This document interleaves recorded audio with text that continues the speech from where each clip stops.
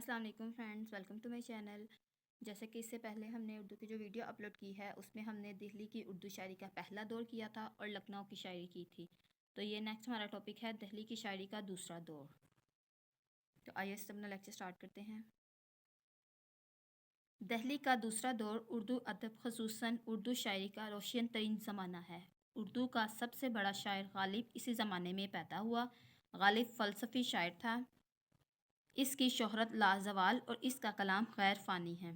غالب کی سب سے بڑی خصوصیت یہ ہے کہ اس کا پیغام عالمگیر ہے۔ غالب ہمیشہ زندہ رہے گا اور اس کا کلام کبھی باسی نہیں ہوگا۔ رفت تخیل کے لحاظ سے اردو کا کوئی شاعر غالب کے مرتبے کو نہیں پہنچ سکا۔ غالب کا کمال یہ ہے کہ اس کے خیالات صدیوں بعد بھی فرسودہ نہیں ہوں گے۔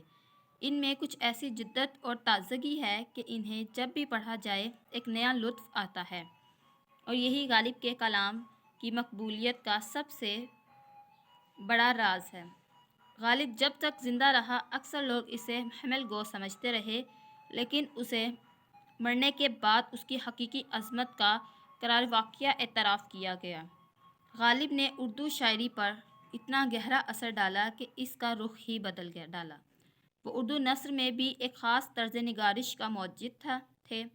غالب کے معاصرین میں سے ذوق اور مومن قابل ذکر ہیں۔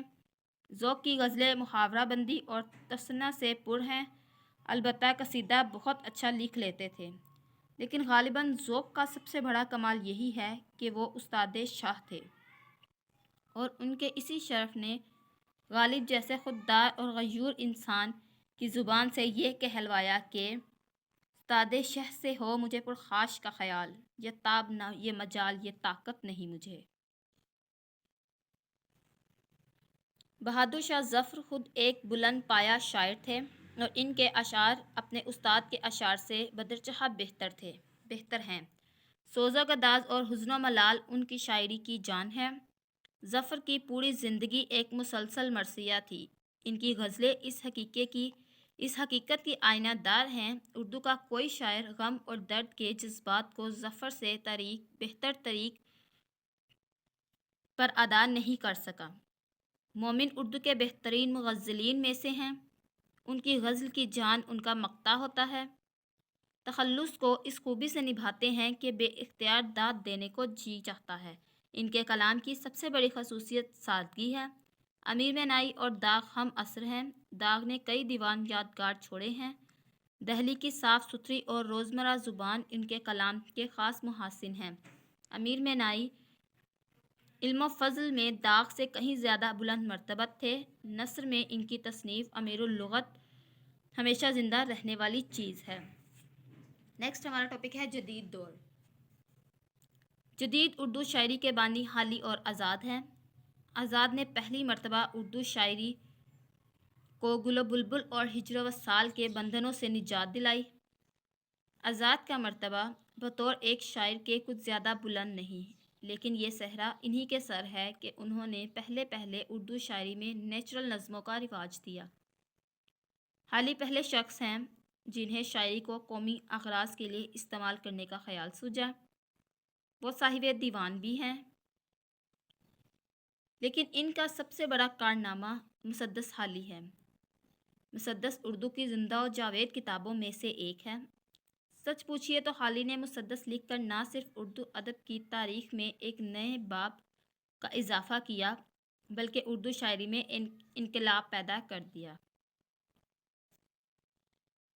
حالی کے بعد شبلی اور اکبر الہ آبادی نے قومی شاعری کے کسر رفیع کی، یعنی جس کی بنیاد حالی نے رکھی تھی، تکمیل کی۔ شبلی قوم کی عظمت رفتہ کے مرثیہ گو تھے۔ وہ پہلے شخص ہیں جنہوں نے اردو میں سیاسی نظمیں کہیں۔ وہ فطرتاً انتہا پسند تھے، اور انہوں نے اپنی نظموں میں برطانوی حکومت اور ہندوستان کے معتدلین پر بعض نہایت سخت چوٹیں کی ہیں۔ یہ بات قابل غور ہے کہ دلی کے مضاف کے باشندے جب اردو زبان بولتے ہیں یا لکھتے ہیں تو لاشعوری طور پر ان کی اپنی علاقائی زبان کے کچھ الفاظ اردو میں شامل ہو جاتے ہیں۔ जैसा कि बयान किया जा चुका है कि उर्दू का दामन इस कदर वसी है कि इसके अंदर हर ज़ुबान के अल्फाज समोने की सलाहियत मौजूद है। चनांचे जब किसी इलाकाई ज़ुबान का कोई ख़ास खूबसूरत लफ्ज़ उर्दू में शामिल होता है तो वो उर्दू ही का मालूम होने लगता है।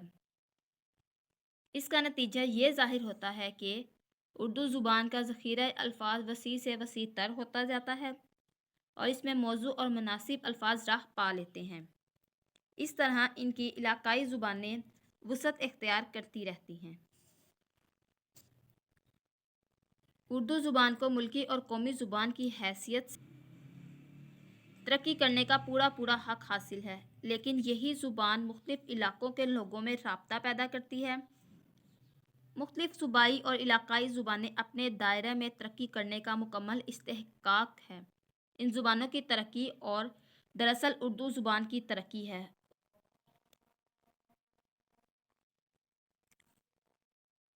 और उर्दू ज़ुबान की तरक्की दर हकीकत पाकिस्तान की तरक्की है। पाकिस्तान की मुख्तलिफ़ ज़ुबानें वो नदी नाले हैं जो उर्दू के समुंदर में गिर कर इसमें वुसअत पैदा करते हैं और उर्दू शहद की मक्खी की तरह इन तमाम ज़ुबानों के फूलों से रस चूस कर